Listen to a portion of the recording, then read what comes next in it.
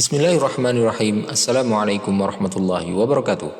Dari Jundub bin Abdullah bahwasanya ia berkata, saya mendengar Rasulullah SAW sebelum wafatnya mengatakan di mahal, dan beliau bersabda, sesungguhnya orang-orang sebelum kalian biasa menjadikan kuburan para nabi mereka sebagai masjid, maka janganlah kalian menjadikan kuburan sebagai masjid, karena saya melarang kalian dari hal tersebut.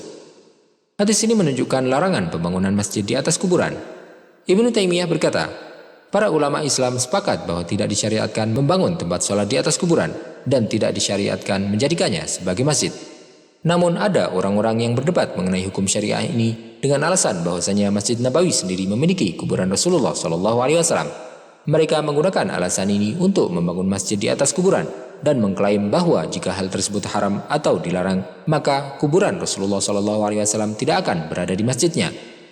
Dalam video kali ini, kita akan membahas tentang hal ini dalam poin-poin berikut.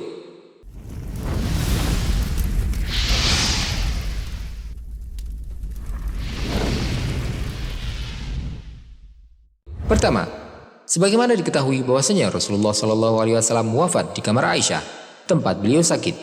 Para sahabat pun kemudian berbeda pendapat mengenai tempat pemakaman beliau. Aisyah radhiyallahu anha berkata, ketika Rasulullah SAW wafat, para sahabat berbeda pendapat mengenai tempat pemakamannya. Lalu Abu Bakar berkata, saya mendengar dari Rasulullah SAW sesuatu yang tidak pernah saya lupakan. Beliau bersabda, Allah tidak akan mengambil nyawa seorang nabi kecuali di tempat yang ingin ia makamkan di dalamnya. Maka kuburkanlah Rasulullah SAW di tempat beliau berbaring. Oleh karena itu Rasulullah SAW dimakamkan di kamar Aisyah, tempat di mana beliau wafat. Dengan demikian, kuburan itu berada di samping masjid, karena kamar-kamar istri Rasulullah SAW bukan bagian dari masjid. Kedua, masjid diperluas pada masa pemerintahan Umar radhiyallahu anhu dan juga pada masa pemerintahan Utsman radhiyallahu anhu dari tiga sisi, dan sisi masjid yang menghadap ke makam dibiarkan. Oleh karena itu, masjid tidak diperluas dari sisi tersebut, sehingga makam itu pun tetap jauh dari masjid, sebagaimana yang ditunjukkan oleh perkataan Umar radhiyallahu anhu kepada Al-Abbas.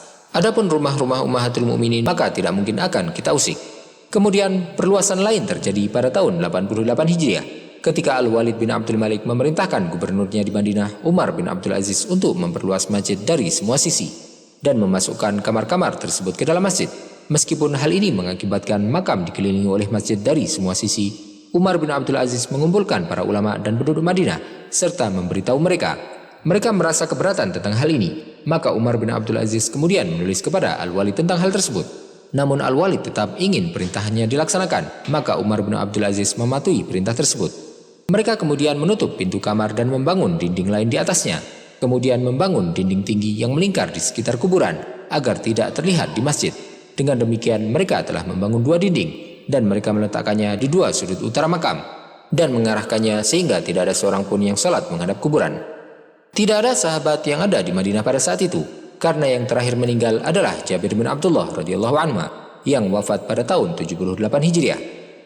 Ketiga, dari konteks ini terlihat bahwa masjid tidak dibangun di atas kuburan dan makam itu tidak digali di dalam masjid. Pada dasarnya, Masjid Nabawi tidak ada hubungannya dengan makam, dan makam pun juga pada dasarnya tidak ada hubungannya dengan masjid. Keduanya menjadi satu karena perluasan masjid di sisi makam. Hal ini menunjukkan bahwa meskipun masjid mengelilingi kuburan dari semua sisi karena perluasan, makam tersebut tetap tidak dimasukkan ke dalam masjid, karena tanah tempat Rasulullah SAW dimakamkan tetap memiliki hukum sebagai kuburan, dan tanah tempat masjid dibangun tetap memiliki hukum sebagai masjid, sehingga keduanya tetap dalam hukum yang berbeda. Dengan demikian, menjadi jelas bahwa Masjid Nabawi bukanlah masjid yang dibangun di atas kuburan. Meskipun secara lahir nampak bahwasanya ada kuburan di dalam masjid, tetapi kenyataannya berbeda, sehingga tidak ada alasan bagi seorang pun untuk menggunakannya sebagai dalil untuk memperbolehkan mengubur di dalam masjid atau membangun masjid di atas kuburan.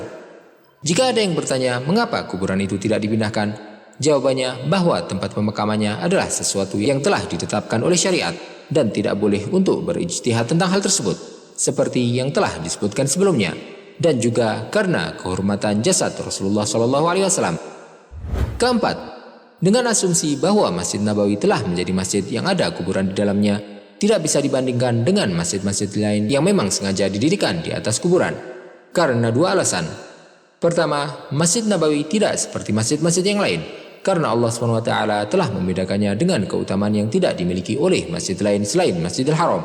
yaitu bahwasanya salat di dalamnya setara dengan pahala 1000 salat di tempat lain selain Masjidil Haram. Yang kedua, masjid tidak dapat dipindahkan dan kuburan juga tidak dapat dipindahkan. Hal ini tidak mungkin terjadi di tempat lain.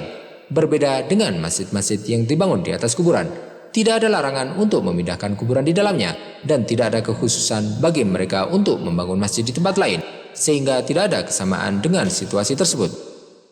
Kelima, jika disebutkan bahwasanya Aisyah radhiyallahu anha melaksanakan sholat di kamarnya sementara Rasulullah SAW telah dimakamkan di dalamnya, maka jawabannya bahwa dia membagi rumahnya menjadi 2 bagian dan meletakkan dinding di antara keduanya, satu bagian yang ada makamnya dan satu bagian di mana ia tinggal dan melaksanakan sholat.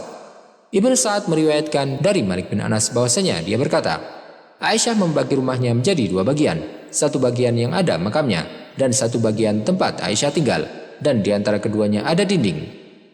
Keenam, beberapa orang mengklaim bahwa hanya Sa'id bin Musayyib yang menolak untuk perluasan masjid sampai ke area makam, dan penolakannya bukan didasarkan karena dia melihat keharaman sholat di masjid yang ada kuburan di dalamnya, tetapi karena dia ingin kamar Rasulullah SAW tetap seperti itu agar kaum muslimin dapat melihatnya, sehingga mereka menjadi zuhud di dunia dan mengetahui bagaimana Rasulullah SAW semasa hidup beliau. Jawaban untuk pertanyaan ini dilihat dari berbagai aspek. Yang pertama, klaim ini tidaklah benar. Karena yang benar adalah bahwasanya penduduk Madinah serta 10 ulama di dalamnya semuanya menolak ketika Umar bin Abdul Aziz membacakan surat dari Al-Walid bin Abdul Malik kepada mereka, dan mereka adalah para ulama yang mutabar. Ibnu Katsir menyebutkan bahwa dia secara khusus menolak masuknya kamar Aisyah ke dalam masjid, seolah-olah dia khawatir kuburan itu akan dijadikan masjid. Yang kedua, pendapat penduduk Madinah kepada Umar bin Abdul Aziz bahwa penolakan demi pelajaran dan peringatan tidak mengharuskan untuk menyangkal alasan lain selain itu. Karena ini adalah jawaban untuk surat khalifah, maka mereka mungkin mengutamakan alasan yang diterima daripada alasan yang tidak akan diterima oleh khalifah. Yang ketiga, jika saja mereka memang diam, maka hal itu tidak menjadi dalil, karena diamnya mereka adalah karena kondisi dipaksa, sehingga tidak menjadi dalil dibolehkannya hal tersebut. Ketujuh, beberapa orang menyebutkan perbedaan pendapat dari kalangan sahabat tentang tempat akan dimakamkannya Rasulullah SAW.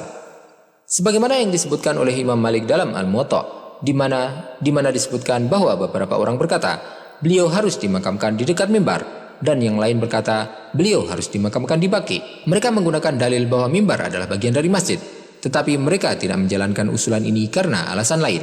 Jawabannya bahwa hal ini tidak menunjukkan bahwa pemakaman di masjid itu diperbolehkan. Karena ketika ada orang yang berpendapat, bisa jadi pendapat tersebut ditolak oleh yang lain. Dan yang nampak bahwa kisah ini jika benar telah disebutkan secara ringkas. Sebagaimana diriwayatkan dari Umar Maula Ghufrah bahwasanya dia berkata, ketika para sahabat bermusyawarah mengenai tempat dimakamkannya Rasulullah SAW, ada seorang yang berkata, kita akan memakamkan beliau di tempat biasa beliau melakukan sholat.